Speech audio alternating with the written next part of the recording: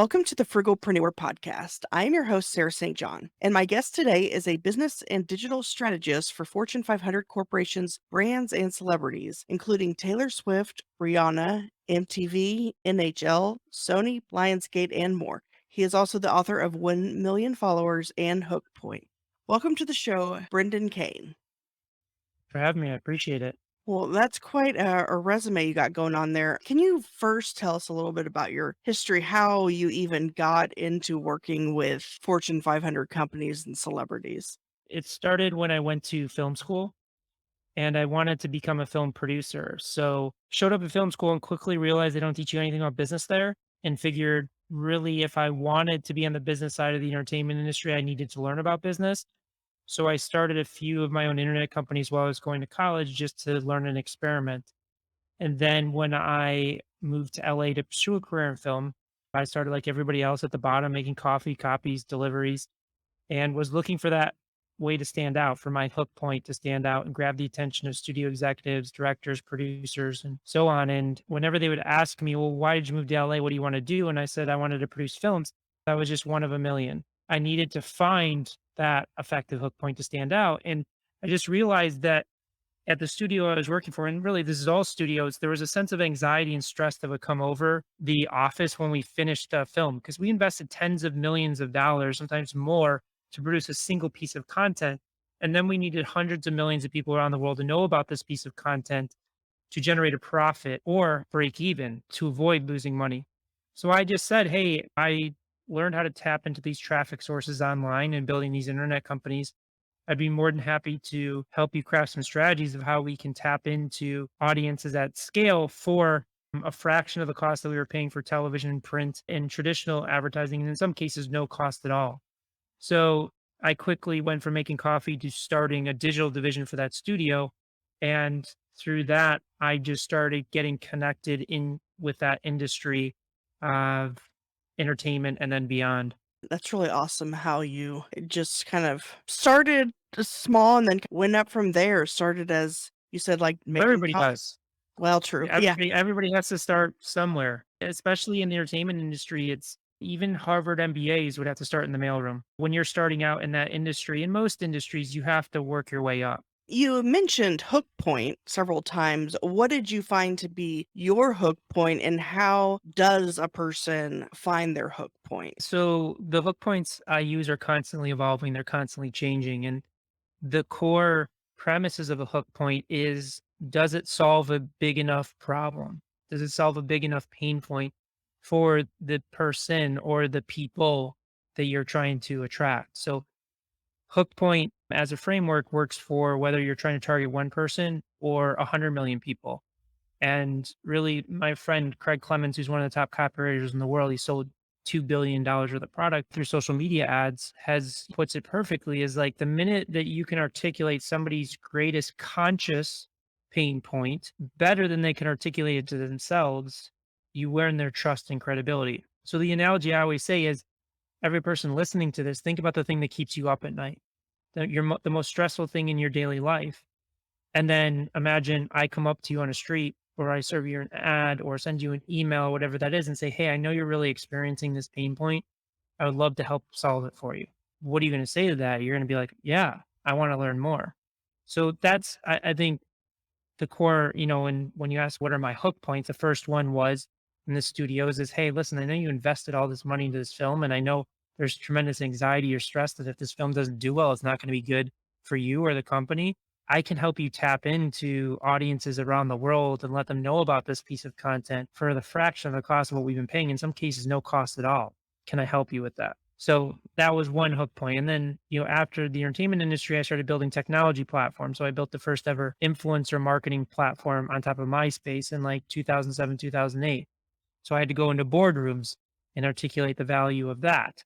And that was really, I ended up licensing it to MTV. And really the value proposition to them was they were looking for ways to innovate, looking for ways to diversify their revenue sources. And then all the way up to my first book, 1 Million Followers, how I built a massive social audience in 30 days, is I was tapping into a want of people of learning how to grow audiences. So hook points are ingrained in everything that we do. at every level. Again, from a B2B to a B2C play, it's the most critical foundation to a success for us and for our clients. Yeah, and the subtitle for that book, Hook Point, is How to Stand Out in Life and Online in a 3-Second World. When you refer to a 3-second world, I guess you mean like when you're on social media, if you're scrolling, something has to hook you within 3 seconds for you to keep reading, to keep looking, watching, whatever. Yeah, so you've really got to look at the world that we live in today because the world has drastically changed since social media and the explosive growth of social media. And it's not just the impact of social media within social media, it's the impact of social media on the rest of the world. So a majority of marketing tactics or tactics to grab attention that were designed, and even a lot of companies still use it today that were designed pre-social media don't work. Why is that the case? I can remember in 2005 when I started in social, MySpace hit its first million users, and that was a big thing. You fast forward today, there's over 4 billion people on social media pushing 200 billion messages into the world every day. So there's just so much noise out there. There's so much content put out into the world that it impacts your ability to grab your core audience's attention. So when we talk about a hook point, there's three core pillars to it. How do you grab attention in those first 3 seconds? Because if you don't, people will scroll past. They won't open your email. They won't open your LinkedIn message. They won't take a meeting with you. But it's not just about grabbing attention. I'm not talking about clickbait. You also have to hold that attention. You have to hold that attention because all the attention in the world with no substance doesn't mean anything. So we're not talking about tricking people or misleading people. You have to have a compelling story to back up the way that you grab that attention. And then the third core pillar is how do you monetize that attention? Because if you can't take that attention and turn it into business or revenue, then what's really the point? Now, does that mean that you have to sell every time you create a piece of content? No, but you have to have a fundamental business strategy in place that supports your efforts to grab and hold attention. Otherwise, it falls flat. So, those three key pillars, again, grabbing attention, holding attention, and monetizing that attention really equates to how you drive revenue at scale and at the highest levels. So, do you think that short form video, like on TikTok, is basically the new thing, at least right now, that that's the best way to grab attention is through short form videos? It's not just about grabbing attention Mm. because grabbing attention, like let's just say, you go viral with a bunch of content that's not really relevant to your brand or relevant to the products or services that you're selling. What's really the inherent value in it? So, is there an opportunity with TikTok now? Yes, there is. The algorithms are much more favorable than the other platforms, and it's on purpose. Instagram has made Instagram Reels more algorithmic friendly to compete against TikTok, and YouTube is introduced YouTube Shorts to compete against that. So, is TikTok an avenue to get in front of a lot of people? Yeah, it is. But what's the value of getting in front of those people? Like when we're working with some clients, we say focus on YouTube. That's not for every client because if you look at a view or a subscriber on YouTube, it's 10 times more valuable than a view or a follower on TikTok or Instagram. Why? Because they're consuming your content in a much longer form. Now, YouTube's a lot more difficult than TikTok or Instagram. So there's like trade-offs there. Like I never ever go into a meeting with a client and say to every client, "Oh, TikTok's the place to be. TikTok is where you have to go to grab attention." We work with B2B clients and we focus on like email outreach or pay-per-click advertising or LinkedIn outreach as well. So it's really highly dependent on what your specific goals and objectives are. Yeah, and you mentioned algorithms, which I think is one thing I've noticed about TikTok is that it does seem you don't even have to follow someone to see stuff, and it's always relevant to you and what you like. But in general, as far as algorithms go, do you have any tips on how to tap into an algorithm? Yeah, it's not easy, but it's very simple. So the algorithms really have one goal and one goal only, and that's user retention. There's a lot of myths about algorithms like pay to play. It's not the case. If that was the case, nobody would ever go viral. And our team's done 60 billion views and well over 100 million followers, and it's 10x that with our partners as well. We would never be able to generate those types of metrics organically if the algorithms were all pay to play. So again, the fundamental goal of an algorithm is to retain a user for as long a period as possible with each session, because the longer they spend on the platform, the more ads they can serve, the more money they make. So at the end of the day, what do you have to do? You have to design content that they can see to the widest possible audience that holds their attention for as long as possible. So the first step is, how do you grab that attention? How do you stop that scroll, or how do you earn that click?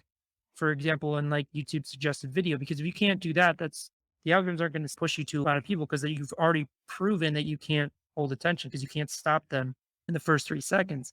And then once you have their attention, how long can you hold it for? That plays to the retention. So those are the two things that you have to master. Again, it's not easy, but it's very simple. It's not about tricking the algorithms with hashtags, frequency, or any of those things. Did that stuff work at a period of time? Yes, maybe 6, 7, or 8 years ago. But again, the algorithms have billions and billions of pieces of content to choose from, and they're looking solely for content that they can send to as many people as possible that will hold their attention for as long as possible, because that serves their underlying business goals. Those are good points. So, with Facebook, for example, if you're posting something that has a link out of Facebook, then I guess Facebook probably wouldn't favor that post unless it's an ad that you're paying for, because obviously it probably will have you click out to a sales page or whatever. But if it's just a post talking about something, if it involves any kind of, I guess, link outside of Facebook, and this might be true for other Instagram, whoever, is that a problem then? Well, it's a problem if people are clicking the link and not engaging with the content for a long period of time. I will say that all of the things that I'm talking about, I don't have internal contacts at any of these companies. This is insights that we have gleaned of doing this for over 15 years and generating billions and billions of views and 100 million followers plus.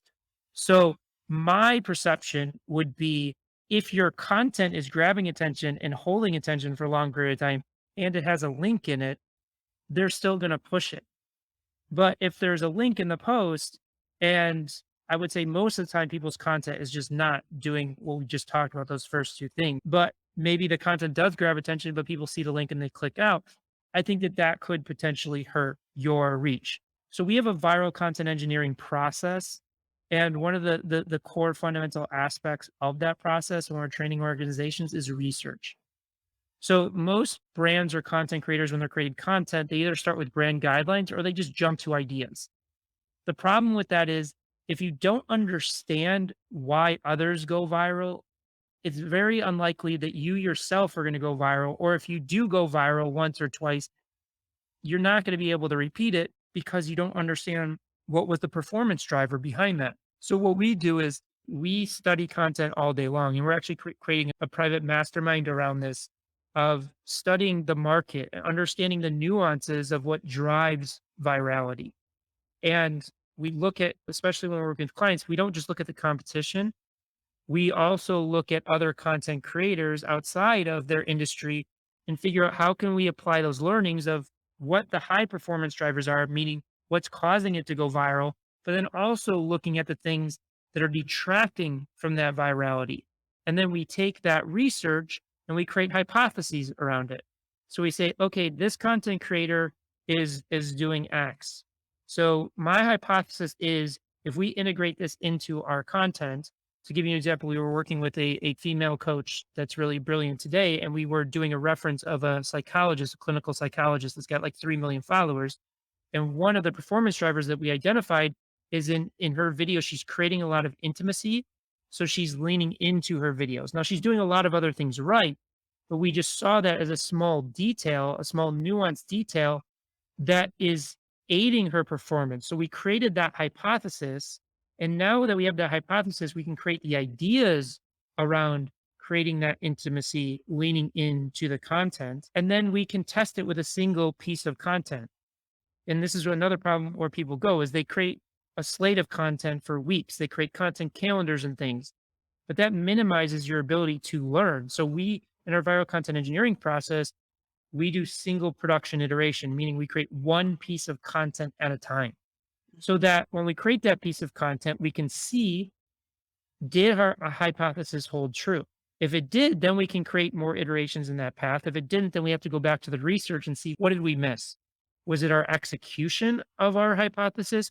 or maybe that wasn't really the performance driver. That is really interesting. Do you have plans to write a book with, like, case studies and whatnot, or what you've learned from those experiments? Yeah, what we've decided is we're creating a program we're launching in 2 weeks called Viral Trends, where each week our team, because our team is constantly doing this research, and we found even when we train people in viral content engineering, they don't do the research either because they're too busy, they don't want to, they're too lazy or whatever. So essentially, every week we're doing the research, we're breaking down the research, and then we give access to people that join that call recording of us breaking it down, the actual research sheet, and a report breaking down exactly the learnings from that. Because if I wrote a book today, is like, and I've written 2 books, it's like, it takes a long time to write a book, A, and then changing a book is very difficult. Like I've driven my publishers crazy because I would rewrite my book like every 6 months. And that's just not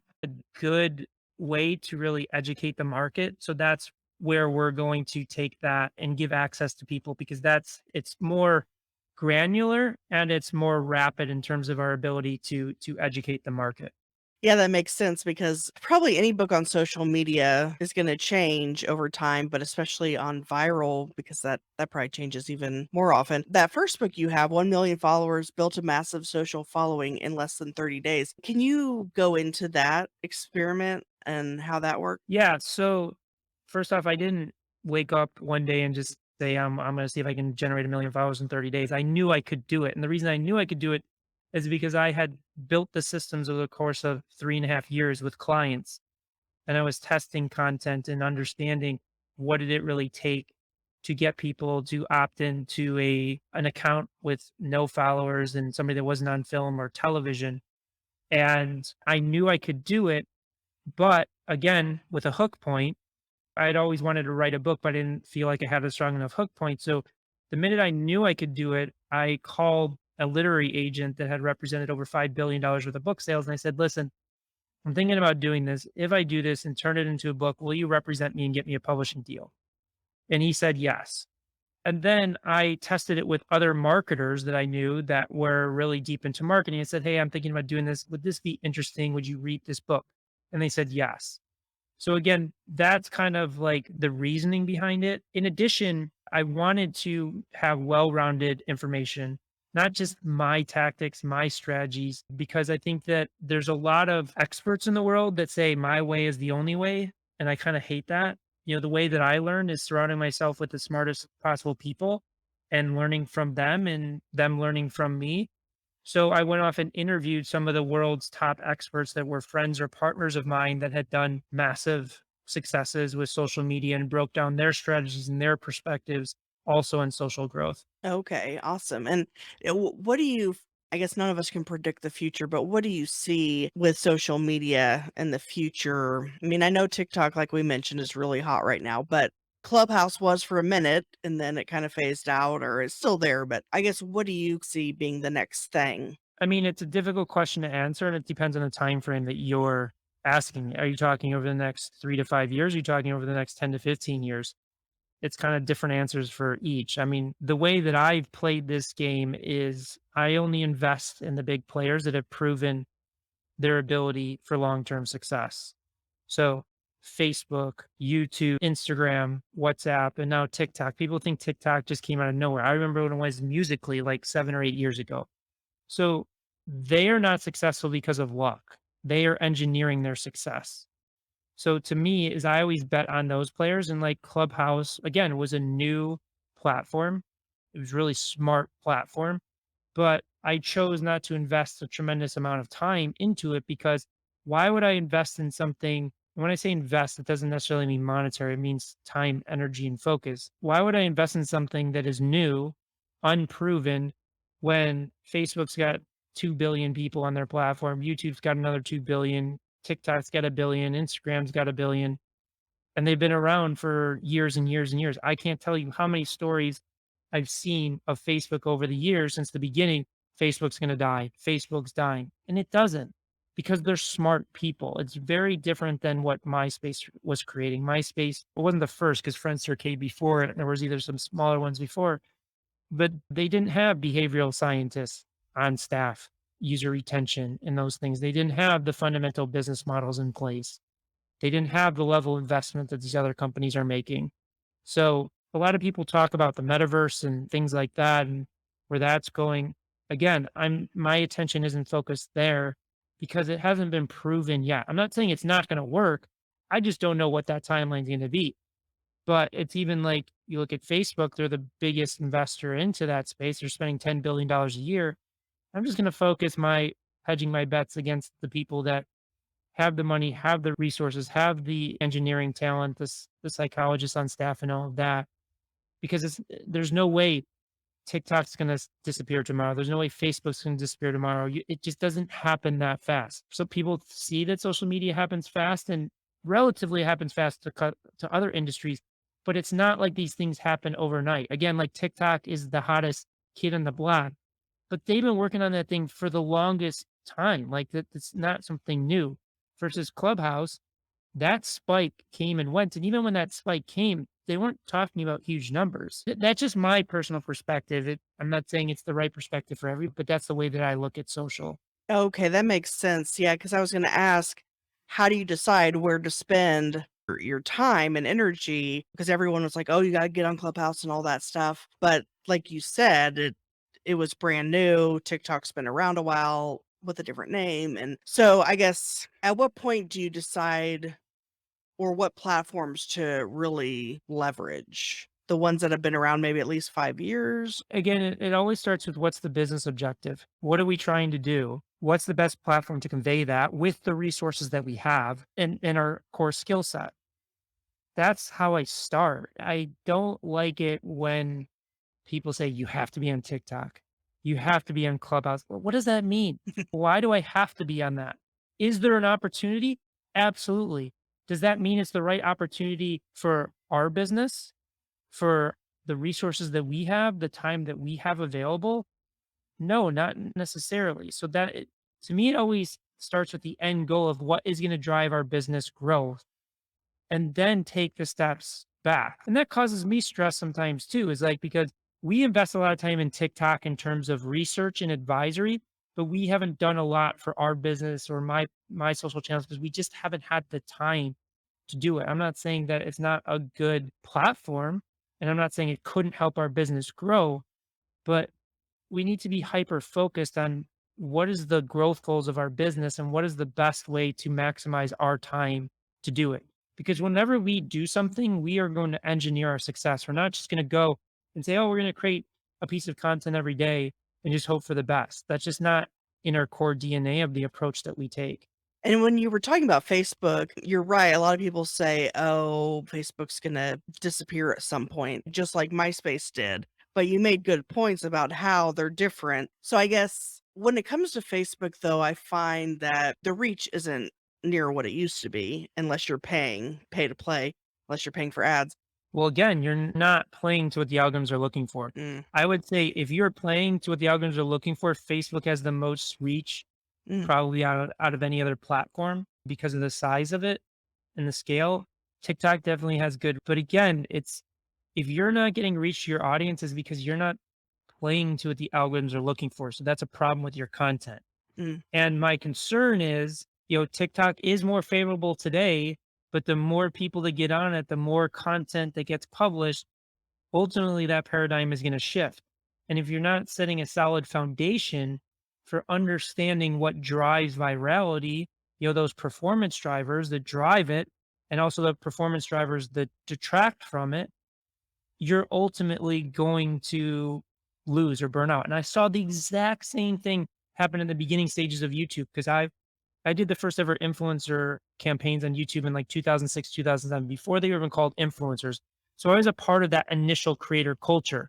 And there was a wave of influencers that started that once more competition got on the platform and the algorithms again had to shift for a retention based thing, there were content creators that got in early that fell off the face of the planet because they didn't know what drove their success.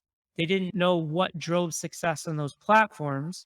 And thus they got burnt out because when they saw that dip in reach and engagement, they couldn't figure out how to get back up that hill. But the creators that did understand that, they excelled and thrived.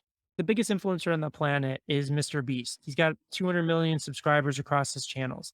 And he was recently on Joe Rogan's podcast, and Joe Rogan asked him, well, how did you get good at YouTube? Did you watch tutorials on YouTube? And he was like, no, what I did is I found four other crazy lunatics that all dropped out of high school. And for 1,000 days straight, for 10 hours a day, we broke down the nuances of virality. What makes a good thumbnail? Comparing thousands of variants of thumbnails. What's a good pacing for a video? How many edits in a viral video? Well, how do you start off the first 3 seconds? And through that, again, they understood the performance drivers. And he said after doing that mastermind, all of them at the time had like maybe 20 or 30,000 subscribers. After that, they all blew up to millions of subscribers. And that's why Mr. Beast is the biggest influencer in the world. And that's why he's not going to fall off because it's all ingrained in virality. And that's essentially why I have decided for our core focus for the business is to educate the market on the research side of things. We are the crazy lunatics that will spend all day analyzing this and demonstrating to you what are those nuanced details that's driving virality today. And then if it shifts 2 weeks from now, 6 months from now, 2 years from now, it doesn't matter because our process is fundamentally baked in to that research process. So going back to your initial question of seeing on Facebook or any platform, I'm only reaching 1% of my audience. The algorithm's suppressing my reach. It's a content problem. It's not that they're doing it on purpose. They want they want to send your content to as many people as possible. But with billions of pieces of content on their platform, they have to be cutthroat about it because if they start serving any of us, if you logged onto any of these apps right now and it was a piece of content you scroll past, a piece of content you scroll, and you can't find the stuff that you like, then what are you going to do? You're going to close the app and do something else. And if that happens over and over again, they lose you as a user and thus they lose revenue. Yeah, and I imagine for every platform, virality is differs too. Yes and no. The performance drivers definitely differ, but the core fundamentals of grabbing attention and holding attention is the same. Mm. That's what all the algorithms are looking for. And that's what they're going to continue to look for. Now, that length of retention is different from platform to platform. You look at YouTube, for example, you're playing in the 8 to 12 minute range of retention. TikTok, one of my friends just hit 20 million followers. We broke down his most viewed video, which is 90 million views, and like an average video is like 5 million views. The retention graph on the 90 million view video was 27 seconds. The 5 million view was 21 seconds. So we're talking about a 6 second differential represented 85 million views in performance. But again, 27 seconds compared to 8 to 12 minutes. It's a completely different game from that perspective. And again, the nuanced details. Like a lot of people will take a TikTok video, post it to Instagram Reels and YouTube Shorts, and the performance different from each one. Why? Because it's the nuances of the content that you're competing against. It's the nuances of the user behavior. It's the nuances of just the ecosystem of the content that's being produced on those platforms. Yeah, that makes sense. Wow. A lot to think about. I really appreciate your time today. And if people want to grab your books, well, they can go to your main website, brendanjkane.com or 1millionfollowers.com or hookpoint.com. I'll have links to all that in the show notes at thesarahstjohn.com/BK. And that's for Brendan Kane, not Burger King. Was there anything else that you wanted to touch on that we hadn't? No, I think we covered a lot of ground. The thing is, people think virality is luck. Mm, It's not, it's engineered. People think that the algorithms are out to get them, to suppress the reach to pay for it. It's not the case. The algorithms want to push your content. You just have to demonstrate that your content is worth pushing to the masses. mm, And I don't mean that from a content perspective, I mean that from a context perspective. mm. Because that's a big thing that we work with clients is we never change who a client is. We never change the story they want to tell or their product or service. We change the way it's contextualized so that again we can grab attention and hold attention long enough to demonstrate that value. Well, awesome. Well, I really appreciate your time today. It's been pretty eye opening. And yeah, I definitely recommend people picking up those books and looking forward to checking out what was it, Viral Trends? Yeah, we'll be launching that in a few weeks. If you go to my website, and there's a lot of free content on my website, but there's like a newsletter opt-in at the bottom of the page. You'll get added to our email list, and we'll be launching it very shortly. All right. Well, thank you so much. Yeah, my pleasure. It's a pleasure to connect with you.